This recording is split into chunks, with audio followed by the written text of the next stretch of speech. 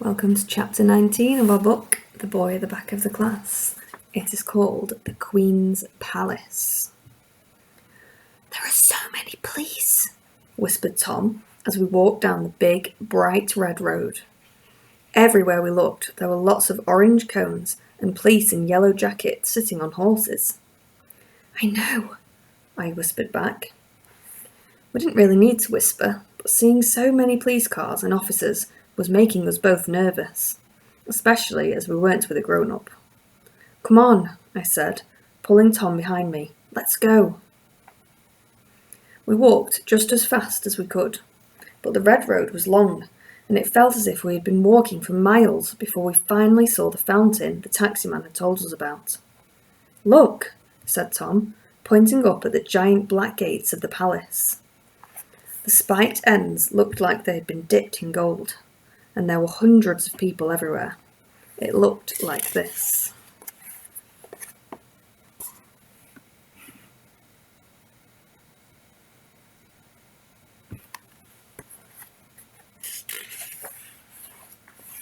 "There must be something happening," I said, looking around. "I don't remember it being this busy when I came with Mum." The road ahead of us was filled with hundreds of people, lots of them with cameras around their necks. Some were talking and waving to the policemen, others were climbing the giant fountain and sitting on its short walls, and yet more were leaning against the grey barriers that had been placed all along the sides of the pavements. There were people with large cameras resting on their shoulders, looking like they were getting ready to film something, and huge helicopters that looked like giant dragonflies humming in the sky above and making the air shake.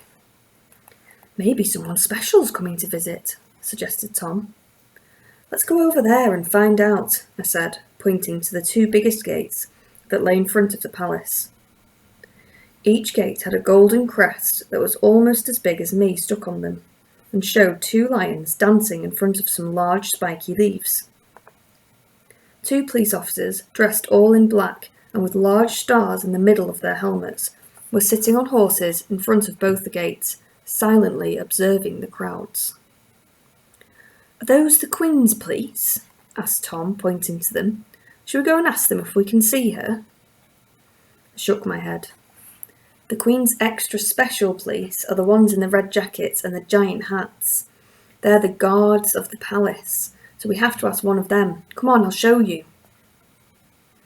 Holding each other's hands, we zigzagged our way through the crowd until we found a tiny gap in one of the grey barriers. Squeezing through it, we ran across the big red road until we reached the barriers next to where the big black and golden gates were. Trying to say "excuse me" and "sorry" as we pushed our way past the crowds was hard work, but after a few minutes we finally reached the palace gates. "See," I said, pointing through the railings. "Those are the special guards. We need to get near to one of them." Tom pushed his face through two of the railings and stared at the palace guards. You can tell right away they're more special than the normal police, because they wear bright red coats with extra shiny buttons, and they have coins on their chests, and huge hairy hats that cover half their eyes. They also carry extra pointy guns, and stand as still as statues inside special tiny black houses. The palace guards both suddenly said, "Huh!" and marched across the front of the palace like toy soldiers. "Why do they say hut?" asked Tom, watching with his mouth open. "Because they're swapping huts," I said, remembering what my mum had told me when I'd asked her the same question. "Oh, cool," said Tom. "So what do we do now? How do we give them our note for the Queen?" "I don't know," I said, realising that I must have remembered things wrong. When I'd come with Mum, I was sure the guards had been standing much closer to the front gates. Now they were so far away, we couldn't even send them the note by airmail, even if we could make it into a paper aeroplane that could fly straight. I was wondering what we should do when, in the distance, a bell chimed 11 times. When it had finished, a man in a bright blue tracksuit top standing next to us shouted, "They're going to start any minute now! Time to get your cameras ready!" A large group of people standing in front of us quickly got out their cameras, and everywhere I looked, hundreds of people began doing the same thing. Then, suddenly, everyone fell quiet. I looked back through the gates towards the palace. Both of the palace guards were standing extra still, and like a sweet wrapper being crunched together every few seconds, we heard the distant sound of marching. "Look!" cried out Tom, clinging onto the gates for a better view. He pointed towards the water fountain where, from far away, little dots of red and black and gold were marching and playing trumpets and drums. "Let's get to the front," I whispered, and saying, "Sorry," and "Excuse me, please," we pushed our way back to the front near the grey barriers. "Look, over there," said Tom, prodding me as he pointed to where the two large palace gates stood closed. "There's none of these barriers on the pavements there, see? We might be able to reach the guards better from there." I leaned forwards just as far as I could and looked more closely. Tom was right. There were no barriers at that part of the pavement at all, which meant anyone standing there could easily pass a note to one of the guards as they marched into the palace. "You're right, let's get closer," I said. But before we could push our way along the barriers to the corner of the pavement where there were none, we heard a police officer shout, "Everyone, stand back, the gates will now open." As the crowd surged forwards and forced us to press up against the barriers, we saw the large gold-crested gates begin to swing open from the inside. The palace courtyard was now filled with lots of palace guards, who had silently joined the two we had seen before and were all standing still. "Whoa, that's awesome!" cried Tom, his eyes wide and his cheeks pink as he pointed back up the main road towards the fountain.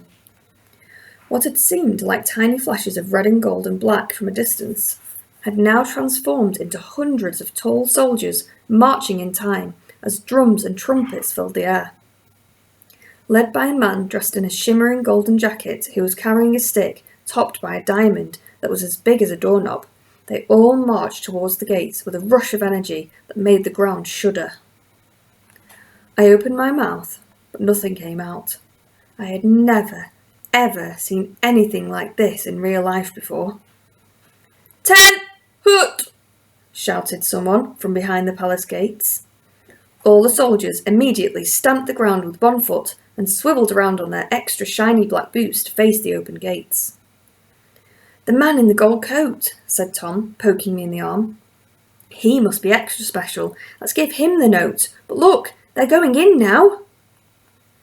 Everyone around us flashed their cameras as the man in the golden coat and the palace guards behind him marched closer and closer to the palace gates. The other guards waiting in the palace courtyard suddenly began to march on the spot, before beginning to march out through the gates. "Oh, I get it!" exclaimed Tom. "They're changing over. So those ones are going home, and those ones behind the man in the gold coat are going to stay here with the Queen." "But," I turned around, "that means the gates are going to be shut as soon as the swap is done, and when they were, we wouldn't have another chance to get our note to the Queen."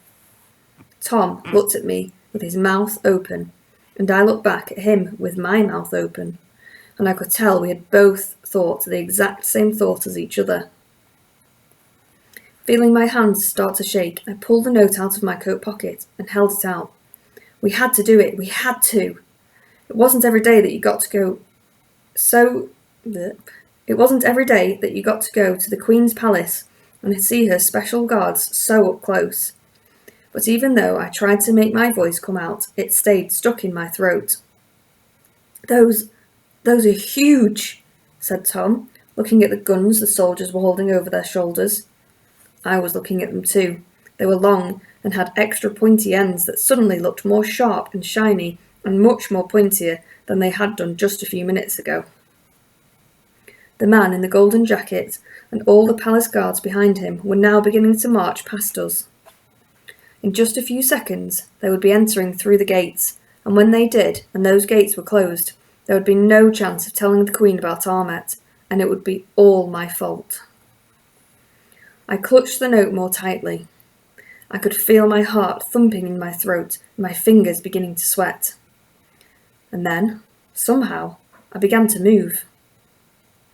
I think when you're the most scared you've ever been in your life and have to do something you've never, ever done before, your brain switches off and your arms and legs do all the thinking for you, which is why you feel as if you're moving underwater.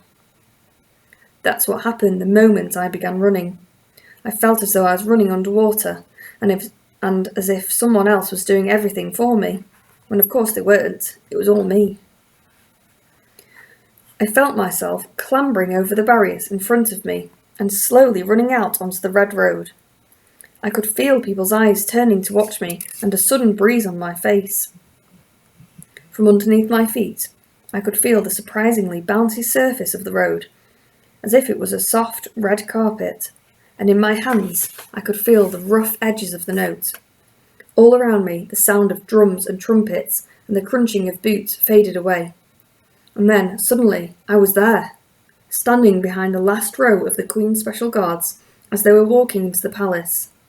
I watched as my right hand lifted itself higher and higher and higher until it finally touched a red-coated elbow. And without me even telling it to, my mouth opened and shouted, "Excuse me, sir!" And that's when everything went funny. Because suddenly, the world sped back up, and there were people gasping, and cameras flashing, and hooves thundering, and helicopters helicoptering, and before I knew what was happening, a looming tower of policemen with extra shiny stars on their helmets surrounded me, blocking out the sky. Everything started to fade away into a sea of black. I felt my legs wobble like a big plate of runny jelly. The crashing in my ears began to roar as the ground rushed up to meet me. And that is the end of chapter 19. Chapter 20 is called The Coldstream Guards. Hope you enjoyed.